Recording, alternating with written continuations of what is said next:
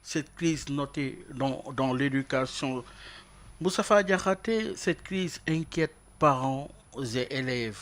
Vous avez suivi tout au long de cette semaine des manifestations de colère. Mais alors, qu'est-ce qui peut expliquer cette absence de compromis entre les différents acteurs? Écoutez, vous savez que moi, ce qui se passe actuellement, on ne peut pas l'appeler crise Omar Gueye. Depuis 30 ans, l'école sénégalaise est pratiquement à l'agonie, notamment l'école publique. C'est des phénomènes récurrents. Chaque année, on assiste à plusieurs semaines de grève, des pertes de cours. À la limite, c'est l'effondrement de l'école publique sénégalaise. Comment le comprendre? Comment le comprendre? Écoutez, bon, Qu'aucun des systèmes, qu'aucun des présidents n'arrive pas à justement trouver une solution. pour moi, c'est la jonction de deux facteurs.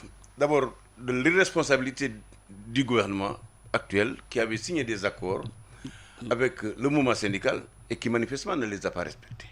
Évidemment, on n'est pas obligé de respecter tous les accords qu'on signe, mais à chaque fois qu'il y a des problèmes, de mon point de vue, il fallait appeler les partenaires pour faire une relecture, une revue des accords. Et à partir de ce moment, le gouvernement pourra dire voilà, à tel point, je ne peux pas l'appliquer cette année-ci, je vais me donner du temps. Je crois que c'est ce qu'il fallait faire. Maintenant, de l'autre côté aussi, je crois qu'il y a un extrémisme syndical. Ah oui? Il y a un extrémisme syndical. C'est légitime le combat que les syndicalistes mènent. Mais de mon point de vue, il y a des niveaux quand même où il ne faut pas aller. Par exemple, aujourd'hui, on en est arrivé à ce que pratiquement l'école publique sénégalaise s'est complètement affaissée. Aujourd'hui, tous les Sénégalais qui ont les moyens, ils envoient leurs enfants dans l'école privée. Et il y a peut-être une trentaine, vingtaine d'années, l'école publique, c'était l'école des excellents élèves. Aujourd'hui, l'école publique est devenue une école poubelle pour les élèves qui ont un niveau. Diakhaté, arrêtons-nous sur les difficultés. Aujourd'hui, la revendication, c'est justement une meilleure rémunération des salaires.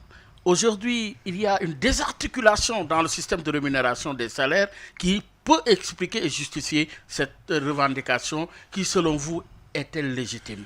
Vous savez que c'est le combat que mènent les travailleurs de l'école, c'est un combat légitime.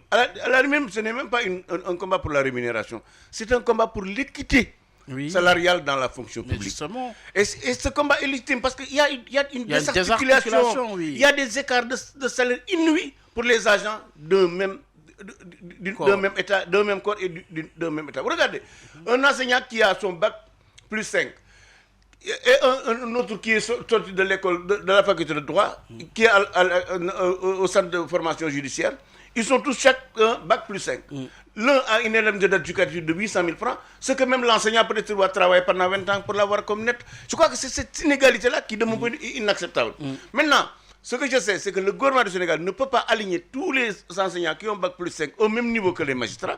De même que, de mon point de vue, il n'est pas question aussi de baisser les salaires des magistrats. Ça veut dire quoi, en réalité, Omar? C'est de mettre la table rase sur la question de la gestion financière de la fonction publique. Je crois que vraiment, il faut qu'on aille dans ce sens-là et peut-être même supprimer les questions de statut et mettre en place des contrats et que chacun aura ce qu'il mérite. Mais d'un point de vue, cette situation-là, elle est inacceptable. Les élèves sont complètement déboussolés. Les parents et l'école publique sénégalaise est en train de mourir de sa Si le gouvernement est en mesure de donner satisfaction, moi, ça ne me pose pas de problème. Moi, ce que je demande aux enseignants, de savoir terminer une grève. Il y a quand même des efforts qui ont été faits par le gouvernement. De mon point de vue, il faut qu'ils prennent ça maintenant et engager d'autres luttes. Mais de mon point de vue, aller dans le sens, aller jusqu'à compromettre l'année, de mon point de vue, ce serait irresponsable. Et je crois que si un accord n'est pas trouvé, le gouvernement doit trouver une solution quand même pour que les cours reprennent. Parce que le gouvernement quand même a des outils pour faire reprendre les enseignants, pour reprendre les cours. Absolument. Oui.